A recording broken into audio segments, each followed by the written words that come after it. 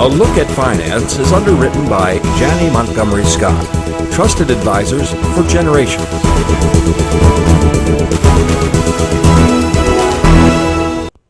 Welcome back, everyone. Well, it's Thursday, so it's time to learn about things related to finance. Yes, yes. The mystery of finance. And to talk about my tan after this amazing July 4th weekend. Did you notice?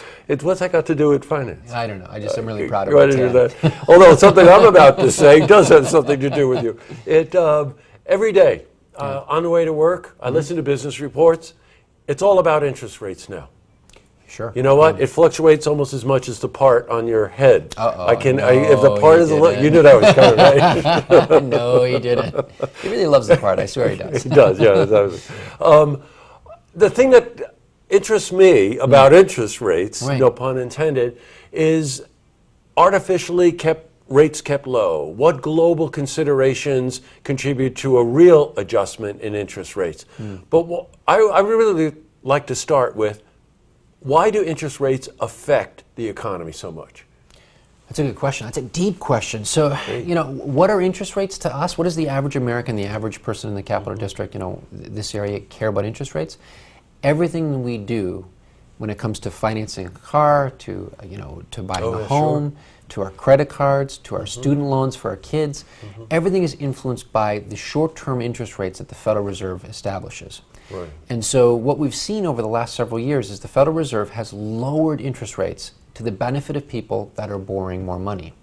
And so for people that were borrowing to buy a home or borrowing to go back to school, businesses that needed to expand or invest and everything else, the Fed created an environment where there was very, very large incentive to take on more debt and to refinance the debt to kind of clean up the balance sheet and have people become a little bit more better cash flow because of interest rates. And so this interest rate question and what's about to happen has everybody talking, because we've had quantitative easing. Right, that's a all point those I was things. going to make. Yeah. That keeping the interest rates low artificially stimulates the economy, puts more people in the field to buy goods, Right. especially durable goods, right? Right. And homes and stuff like that, which of course then helps boost the economy. This quantitative easing, let's just go back on that for a second. Sure. That's what the government did in 2009, 2010, right, to try to stimulate that growth. Right. And it worked. But if it's artificial, it could backfire. It certainly is artificial. I mean, it Right. was unprecedented times, and so it warranted, many believed, unprecedented measures. And so the Federal Reserve injected all this cash flow into the debt market, bought up all of this paper. And so you are right, there's a double-edged sword to this. One of the unintended consequences, there's two sides to this. People that were not spenders but were savers. And so for people that are close to retirement or in retirement, that buy mortgage-backed bonds, that buy GE bonds or Pepsi bonds or any corporate bond, if they bought tax-free municipal bonds, if they bought CDs, they saw their income from owning those instruments go down. Right. And so the unintended consequence was for all the savers who thought they had enough money for retirement, that were on limited incomes, that went down. And they're part of the consumer spending equation. So there were winners and losers in this. And so if you were taking on more debt, there was a benefit. There was a lower cost. But if you were a saver, whether it was a money market rates, those people suffered the consequence of that. And so we're now at a point where quantitative easing is slowing down, and the Fed is going to be buying less paper. Got it. And interest rates now, over the course of 2014 into 2015, should be stable from the Fed's perspective. And then they'll start to raise rates towards the end of 2015. That will benefit the retirees, that will benefit the savers, because they'll get a better rate of return. But then that puts a crimp on things like home sales. It puts a crimp on things like car sales. Because unless, of course, the economy at that point is stable enough to absorb that kind of raise in the interest rates. Is, and that's the key. That is the key, Jesse. I look at it and I say, there have been in the past, in other presidencies where we've had interest rates double, triple where they are now, and we were fine. The stability of the economy, talking about livable wages, talking about stable income, strong, healthy middle class, talking about other parts in the world, how they influence our debt market and influence our currencies. Those things will all have a factor.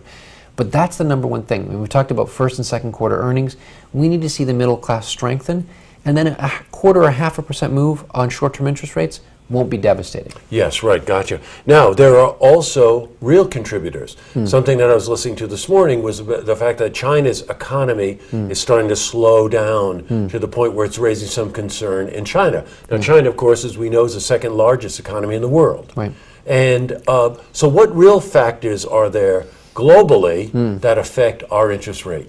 So the Fed buys our paper, but also you have Europe, you have individual sovereign countries, everyone from South America, people, the Russian government, the Chinese government, all across Europe buy our paper.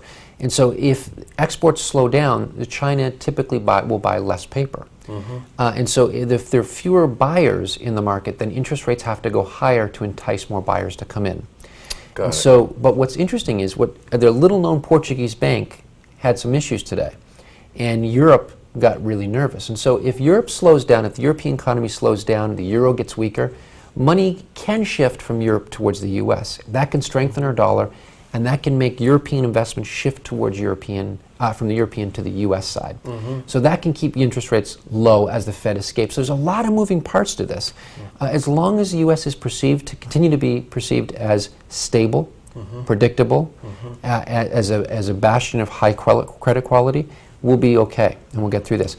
But the geopolitical concerns that we're seeing across the world influence and affect interest rates here at home. And more, it's such a global economy. I mean, the news on the unemployment rate was good.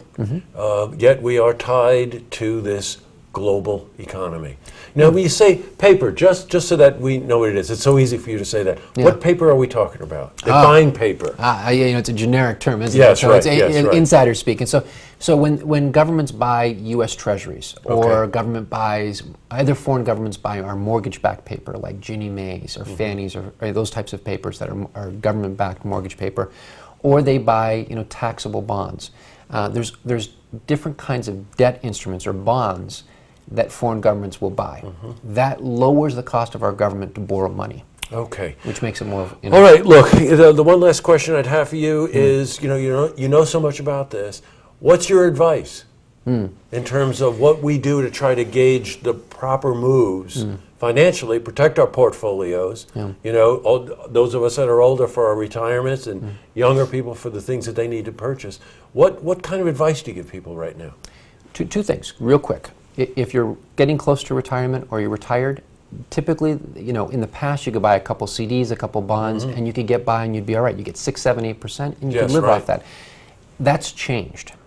And I think the need for professional financial advice, having a financial advisor, having somebody that is licensed and trained and has that knowledge, is all the more prevalent. This is a global economy.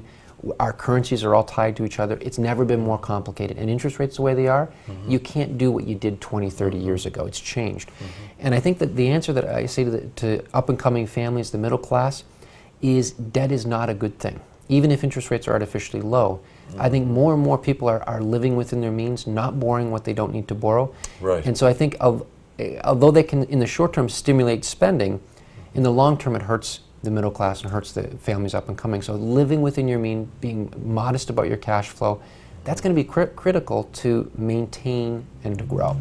So that's what I always like about your advice. Steve is my advisor, and you're always so personable. You're always so one-on-one with somebody. You dial in to what they want. It's not a commodity. No, it isn't. No, it's kind of like going to see your doctor, or having somebody that understands your personal situation. Start calling you Dr. Carlton. Dr. Carlton, I like that. But it is, you have to know, and I think more and more as the world gets more and more complicated, you need that help. Yeah. Well, great, Steve. So a little more serious than usual. We didn't get to a lot of local things. I know there's some local stuff to talk about. So we'll hit that next week, because there are some things going on in Saratoga, Warren, and Washington County that we do want to talk about. Yes. But look, great. Thanks for coming in. I was happy to answer these questions. And I'll see you next week. Thanks, Jesse.